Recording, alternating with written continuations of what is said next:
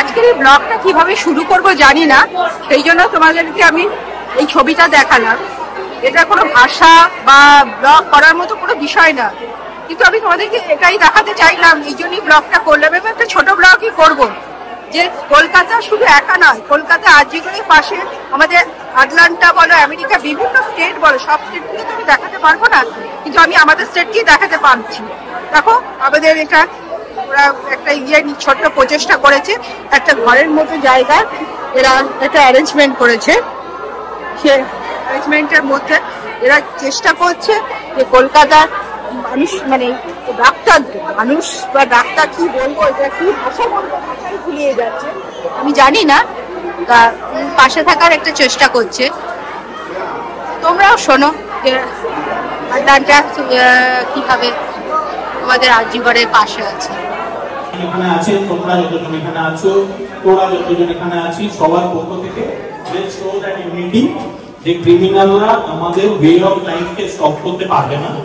আমরা আমাদের normal life lead করব। অ্যাট দ্য সেম টাইম আমরা জানাতে চাই এবং অনুরোধ দাবি জানাতে চাই যে ক্রিমিনালরা ধরা পড়ুক, তাদের শাস্তি হোক, এবং আমরা কলকাতা শহর যেরকম ছিল, ইন্ডিয়া যেরকম ছিল, সারা পৃথিবীর অন্য জায়গা যেরকম ভাবে চলে সেরকম ভাবে চলতে থাকলে ঠিক আছে। আমি মাইক দিচ্ছি আমাদের একজন ভেটারান মেম্বার মিতা মাসিকে। মিতা মাসি দুটো শব্দ করবে।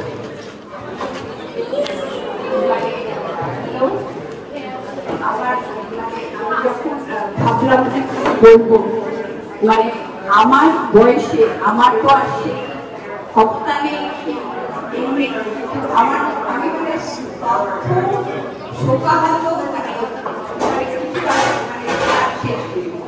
কিন্তু মানে আমরা তো হিস্ট্রিতে বহু মানে বর্বর আচরণের অনেক কথা বলেছি। মানে মানুষ কিন্তু খুব বর্বর হতে পারে, মানুষের কিন্তু বর্বর সেটা আমরা আমাদের খোলসে তুলে থাকি, কিন্তু সেটা কিন্তু মানুষের আছে, সেটা আমরা বুঝতে পারি। কিন্তু আমরা হিস্ট্রিতে যত দেখেছি যে কত অত্যাচার, কত ওই বই, তখন তো বইয়ের পাতায় ছিল। আর কিন্তু এবার যেটা হলো, এই সভ্য সমাজে মানুষ যখন অনেক সচেতন পারস্পরিক সম্বন্ধে, তখন এই জিনিসটা হলো দুটো জিনিস হলো, একটা হচ্ছে সাংঘাতিক ঘটনা মেয়েটির সঙ্গে, আরেকটা হচ্ছে তার মানে ইকুয়ালি সাংঘাতিক, যে সেটাকে চাপা দেওয়া। তো সেই হিসেবে এখন জনগণ অনেক জেগে উঠেছে। আমি কি হবে, হতাশা তো প্রচন্ড রয়েছে, সেখানে আমরা জানি না কিছু হবে, কিন্তু আমার তো মানে আমি পার্সোনালি কিছু করতে পারি না, কিন্তু আমি অনেক নাম তাদের উপর আমি খুব ভার দিলাম, তোমরা নিচ্ছ করো, তোমরা চেষ্টা করো যাতে কিছু করা যায়, তোমরা এগিয়ে যাও। এবং আরেকটা কথা, আমরা নিজেরা নিজেদের চারপাশে মেনে চলি, তাতে কিন্তু তোমরা কিন্তু প্রতিবাদ ছিল না, তোমরা এই ব্যাপারটা নিয়ে করো, এই ঘটনার কোনো ক্ষমা নেই, কোনো উত্তর নেই।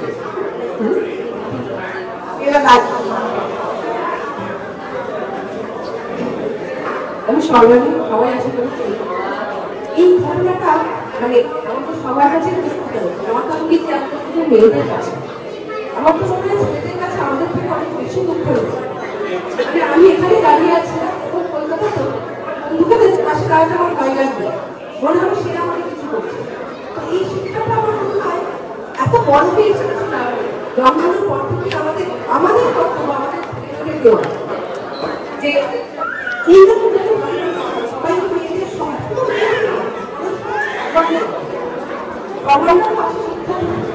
ছোটবেলা থেকে যদি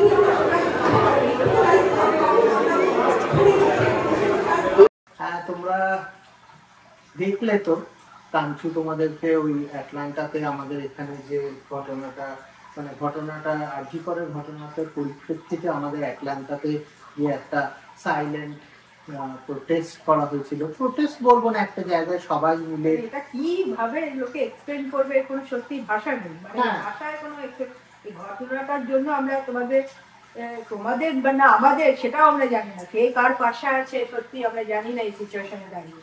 না, এটা আমার যেটা মনে হয় যে এই পুরো ঘটনাটাতে ওখানে যে যে সবাই জড়িত জড়ো হয়েছিল, যে সবাই এই বক্তব্যটা তুলে ধরার চেষ্টা করছিল যে এই ঘটনাটার দোষীরা শাস্তি পাক। আমার টেকটা এই ঘটনাটার পক্ষে একটু অন্যরকম। আমার যেটা মনে হয় যে অবশ্যই দোষীরা শাস্তি পাক, কিন্তু আরেকটা জিনিস মনে হয় যে আমাদের এই সময় এসছে যে আমরা নিজেদের আয়নার দিকে তাকিয়ে নিজেদের দিকে দেখি যে কেন এই ঘটনাগুলো আজকে এইরকম একটা জায়গায় ঘটবে। কারণ আমরা পড়াশোনা শিখে কারণ ঘটনাটা ঘটেছে একটা জায়গায় যেটা লোকের কাছে অনেক আবেগ থাকে, কারণ প্রথম দিন যখন আসে সেমিনার রুমে কিন্তু most of the college introduce করার ছাত্রদের সঙ্গে টিচারদের বা মানে একটা অন্যরকম আবেগ, বা লাস্টে যখন কলেজ ছেড়ে বেরিয়ে আসে তখনও সেই সেমিনার রুমটাই কি মানুষ বেছে নেয়। সেমিনার রুমটা হচ্ছে একটা পয়েন্ট যেখানে তুমি তোমার জীবনে তোমরা কলেজে সবাই পড়ছো হয়তো, বা সবাই কলেজ পাস করে গেছো, তা আমাদের সবার কাছে সেমিনার রুমে একটা আমরা প্রেজেন্ট করি যার বেসিসে আমরা ডিগ্রিটা পাই, যে ডিগ্রি হোক।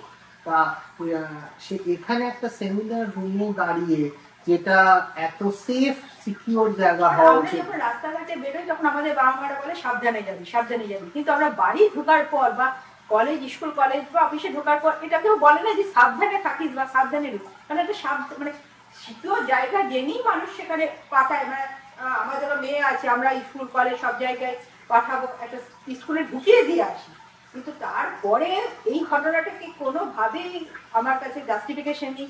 এতদিন বলা হতো মানে কি বলবো, হ্যাঁ ঠিক আছে কোনোভাবেই জাস্টিফিকেশন ছাড়া ঠিক আছে রাস্তায় হলে তবুও মানুষ মানে কেঁদে কোকিয়ে করেও বলতে পারে, হ্যাঁ কিন্তু সেমিনার রুম মানে আমি সত্যি না, সেমিনার রুম হোক কলেজ হোক, কারা করেছে কেন করেছে তারা মানে যেই হোক সমাজের যে জায়গাটাতে আসুক, আমরা যখন ছোটবেলা থেকে বড় হয়েছি আমি দেখেছি যে মানে ছোট বড় সবার একটা মিনিমাম শিক্ষা আমাদের ওয়েস্ট বেঙ্গলে আছে। মানে বিশেষ করে কলকাতা শহরের দিকে কথা আমি বলতে পারবো সবার, মানে যে একটা অটো রিক্সা চালাচ্ছে বা যে বাস চালাচ্ছে বা যে চাকরি করছে, যে ডাক্তার, সবার একটা বেসিক শিক্ষা আছে। তারপরে মানুষের ভাগ্য, মানুষের অপরচুনিটি, সেই বেসিসে তারা চাকরি পায় এবং তারা সমাজের বিভিন্ন জায়গায় সার্ভ করে। কিন্তু আমি ছোটবেলা থেকে কোনোদিন এরকম দেখিনি বা জানি না, এখন মিডিয়ার জন্য জানতে পারছি।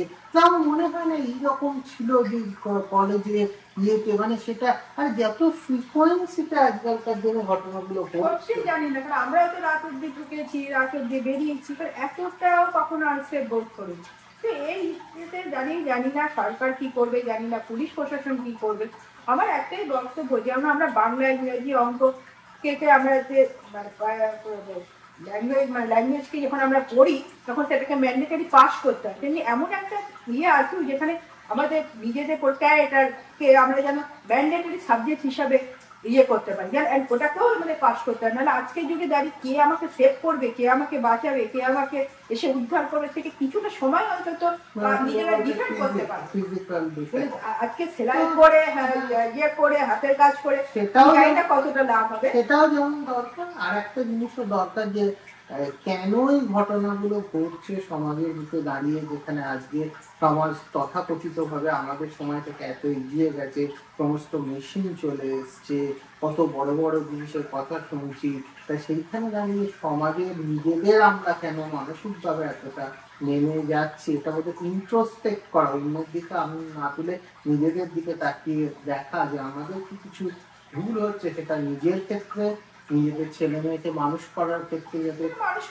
এটুকু বলতে পারি যে শিক্ষাটা বাড়ি থেকেই আসা উচিত। বাড়িতে যেভাবে দেখবে একটা বাচ্চা যে সকালবেলা উঠে দিকে দেখে বাবা মা মারামারি করছে, একটা বাচ্চা মারামারি করবে, ওইটা ছেলে স্বাভাবিক মনে হবে। তাকে যদি বোঝানো হয় যে না মারামারিটা অস্বাভাবিক, সেটা কখনই বোঝা যাবে মানে বোঝানো যাবে না। তাই মানে মেয়েদের সম্মান করা, মানে মেয়ে ছেলে আমি জানি না, মেয়েদের সম্মান করা উচিত না ছেলেদের সম্মান, মানে বাড়ি থেকে সম্মানটা করা উচিত মানুষ হিসেবে। ঘটনাটা যেহেতু এখন ছেলেদের সঙ্গে তো আর খুব কম ঘটে বা অন্তত জানি না, মেয়েদের পার্সপেক্টিভে ঘটনাটা অনেক বেশি ঘটে। সেই জন্য আমার যেটা মনে হয় ফ্রিকোয়েন্টলি ঘটে ভারতে, তা সেই ভারতে বা সারা পৃথিবীতেই সারা পৃথিবীতেই হয়, হ্যাঁ, কম বেশি হয়। কম বেশি হয়, কিন্তু আমরা কিন্তু ভারতের নাগরিক, এখানে কাজের সূত্রে থাকি, তো ভারতটা কিছু হলে আমাদের পীড়াটা বেশি দেয়। তা সেইখানে দাঁড়িয়ে আমরা সব খবরই ভারতে রাখতে চাই, মানে রাখতে ভালো লাগে, রাখতে ভালো লাগে, রাখি, এবং রাখাটাই বোধহয় ঠিক। শুধু আমরা নয়, তোমরা তো দেখতেই পেলে কত লোক এসেছে একটা ছুটির দিন এখানে, সত্যি অনেক বেশি কাজ থেকে, অনেক বেশি নিজেদের কাজ নিজেদের করছে, কিন্তু সেসবকে ফেলে রেখেও তারা জমায়েত হয়েছে শুধু এটা বোঝানোর জন্য, শুধু আরজিগর নয়, শুধু ওয়েস্ট বেঙ্গল নয়, শুধু মানে কি বলবো ভারতবর্ষ নয়, গোটা পৃথিবীর সবারই পাশে আছে, আরজিগরের পাশে আছে। তাই আমি জানি না ভিডিওটা এখানেই শেষ করা ভালো, এর কোনো শুরু নেই, এর কোনো শেষ নেই, এর মধ্যে আশা করি কিছু অন্তত জাস্টিস হবে, জাস্টিস হোক, মেয়েটা অন্তত আত্মার শান্তি পাবে। এবং আমাদের নিজেদের মধ্যে দেখো প্রত্যেকে, আমি দেখছি আমার মেয়ে কিভাবে তৈরি হচ্ছে, বা অন্যান্য লোকেরা তাদের ছেলে মেয়েকে সেইভাবে তৈরি করে, নিজেরা সেইভাবে তৈরি হোক, আমার তৈরি হওয়ার মধ্যে কিছু ভুল থাকলে সেটাকে রেকটিফাই করুক। যেহেতু এই ঘটনাগুলো কোনো একটা মানুষ তো ঘটাচ্ছে, এবং সে ঘটাচ্ছে তার একটা কারণ আছে, সেই কারণটাই যদি সমূলে উৎপাটিত করা যায় তার মন থেকে, কারণ এটা তো মনের বিকার একটা, সেই বিকার, হ্যাঁ, তাই সেটা মনের বিকার। আমাদের যেমন জ্বর সর্দি কাশি হলে তার একটা ওষুধ আছে, মনের বিকারেরও তো তেমনি ওষুধ আছে, তাহলে বোধহয় এরকম আইডেন্টিফাই করা উচিত সমাজের প্রত্যেককে, ছেলে রাখা উচিত বলে আমার মনে হয়। এদেরকে বলে না, প্রত্যেককে স্ক্রিনিং করা উচিত, এবং যে প্রত্যেক কোটি দেশের লোকের মধ্যে কি করে স্ক্রিনিং করবে,